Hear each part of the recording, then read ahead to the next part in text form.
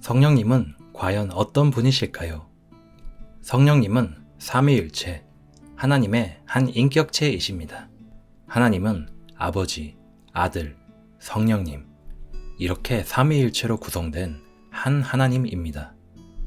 성령님은 어떤 에너지 같은 그런 존재가 아니며 지성과 감성, 의지를 가지신 인격체이며 하나님이자 신자들의 가슴 속에 영원히 살아계시는 분이라고 성경에서 얘기해 줍니다. 성경에서는 성령님을 히, 그분으로 표현이 되며 생각이 있으시고 사람의 마음을 살피시고 의지가 있으시고 금하시고 호용하시는 말씀하시는 존재이십니다. 인격체는 말을 할 수 있어야 진정한 의미의 인격체입니다. 개나 소는 말을 할 수 없습니다.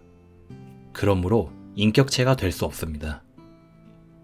이처럼 성령님은 말씀도 하시고 지정의를 가진 인격체로서 사랑을 하십니다.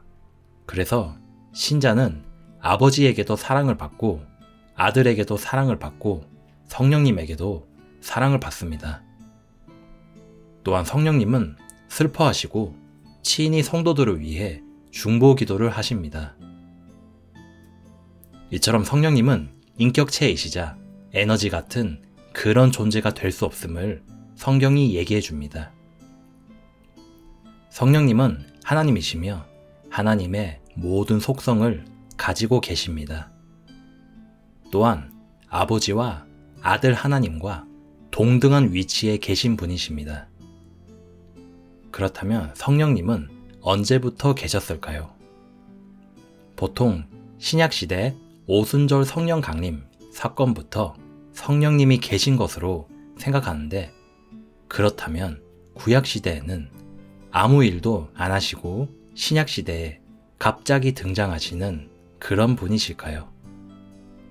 하나님께서 우주 공간을 창조하실 때 보면 땅은 형태가 없고 비어 있으며 어둠은 깊음의 표면 위에 있고 하나님의 영은 물들의 표면 위에서 움직이시니라. 이처럼 하나님이 우주 공간을 창조하실 때에 성령님, 하나님의 영께서 같이 일하십니다. 그리고 성경을 만드는 사역도 성령님의 일입니다. 먼저 이것을 알라. 성경 기록의 대연 중 어떤 것도 사적인 해석에서 나지 아니하였나니, 대연은 옛적의 사람의 뜻으로 말미암아 나오지 아니하였고 오직 하나님의 거룩한 사람들은 성령님께서 움직이시는 대로 말하였느니라. 이 말씀처럼 창세기 1장부터 요한계시록 22장까지 나오는 모든 말씀이 사람의 뜻으로 나오지 않았고 성령님께서 자기들을 움직이시는 대로 나왔다고 성경이 얘기해 줍니다. 그러므로 성경의 저자가 누구일까요? 성령님이십니다. 성령님이 움직이시는 대로 그들에게 주어진 배경과 학식, 이런 모든 것을 동원해서 하나님의 말씀을 기록하였다고 성경은 말해줍니다. 그래서 우주 공간의 창조 사역도 성령님이 함께 하시고, 특별히 성경의 저자 되시는 분이 우리 성령님이시고, 또한 구약 시대에도 사사시대라든지 왕들의 시대에 하나님의 영께서 임하셔서 이스라엘 백성을 도와주시는 많은 일들을 하셨다는 사실을 알 수 있습니다. 또한 데살로니가 후서 2장을 보면 마귀와 관련해서도 성령님께서 지금 이 시대에 마귀를 막고 있는 그런 일도 하고 있다고 성경이 이야기해 줍니다. 예수님 또한 성령님에 의해서 수태가 되었다고 합니다. 성령님으로 시작해서 예수님의 전 생애가 성령님으로 끝나는 그런 생애라는 사실도 성경에서 알 수 있습니다. 특별히 사람들과 관련해서 성령님이 하시는 사역이 크게 두 가지가 있습니다. 바로 꾸짖고 확증해주는 사역입니다. 성령님은 우리가 죄성을 가지고 태어난 존재라는 것을 꾸짖어서 알려주시고, 또한 마음속 확정을 주십니다. 성령님이 없으시면 죄인이 구원받을 수 있는 길이 없습니다. 성경 말씀을 읽어서 깨달아 조명해 주시는 분이 바로 성령님이십니다. 따라서 죄에 대해서, 의에 대해서, 심판에 대해서 정확하게 꾸짖어 알려주시고 확증해 주시는 분이 성령님이십니다. 그러나 그분, 곧 진리의 영께서 오시면 너희를 모든 진리 가운데로 인도하시리니 그분은 스스로 말씀하지 아니하시고 무엇이든지 자기가 들을 것만을 말씀하시며 앞으로 일어날 일들을 너희에게 보이시리라. 그분께서 나를 영화롭게 하시리니 이는 그분께서 내게서 받아 그것을 너희에게 보이실 것이기 때문이라. 이 말씀처럼 성령님이 들어오시면 진리 가운데로 성도들을 인도해 주십니다. 따라서 여호와의 증인, 신천지 같은 곳은 성령님이 아닌 오류의 영에 빠져 있다는 것입니다. 또한 다음 구절을 보면 알 수 있듯이 성령님은 온화하게 일하시는 분이십니다. 기도원이나 부흥회에 가면 성령의 불을 받고 뛰어다니고 쓰러뜨리고 이런 것을 성령님의 은사라고 하는데 성령님은 그런 분이 아니십니다. 성경에 등장하는 성령님은 항상 온화하게 부드럽게 일하시는 분입니다. 14절을 보면 성령님께서 자기를 영화롭게 하는 것이 아니라 예수님을 영화롭게 한다고 합니다. 이 말씀에 따르면 교회 안에서 성령님의 은사가 나타날 수 있지만 그것으로 성령님이 주목받게 되면 틀린 것이라는 것입니다. 성령님의 일이 나타나면 누가 선포돼야 할까요? 예수님이 선포가 되고 예수님이 영광을 받는 것이 성령님의 일입니다. 그것을 지금까지 잘못 이해한 성령 부흥회, 성령 집회 이런 곳에는 성령님이 없다는 것입니다. 성경이 얘기하는 핵심은 성령님은 이 땅에 오시면 예수님만 높이는 일을 하십니다. 아버지 하나님만 높이는 일을 하십니다. 그리고 말씀만 높이시고 본인은 낮추십니다. 성령님은 항상 부드럽게 일하십니다. 저와 여러분에게 죄인인 것을 확증해 주실 때에도 항상 부드럽게 오십니다. 뒤로 넘어지거나 몸에 진동과 떨림이 오며 오시는 그런 분이 아니라는 것입니다. 그것은 마귀가 하는 짓입니다.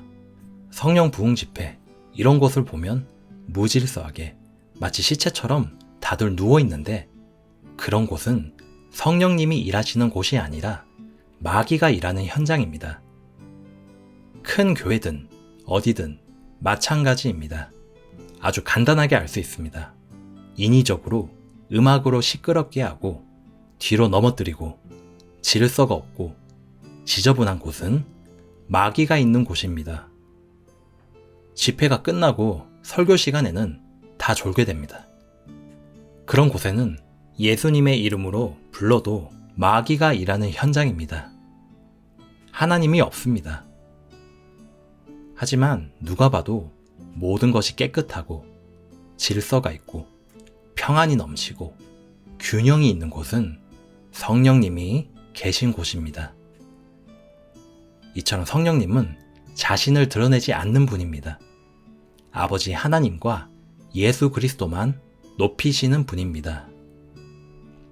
로마서 8장을 보면 성령님은 우리가 기도할 바를 마땅히 알지 못할 때 우리를 위해서 신음하면서 뒤에서 우리 영과 함께 기도하시는 분입니다.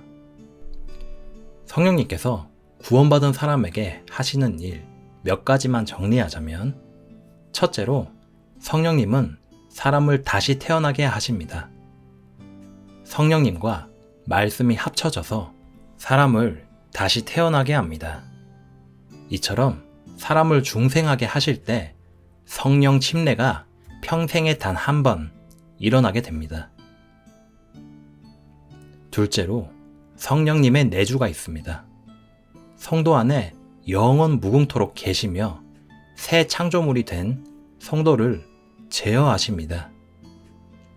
또한 구원받은 성도를 그리스도의 날까지 봉인하셔서 구원을 잃어버리지 않도록 영원히 안전 보장해 주십니다. 셋째로 성령 충만이 있습니다.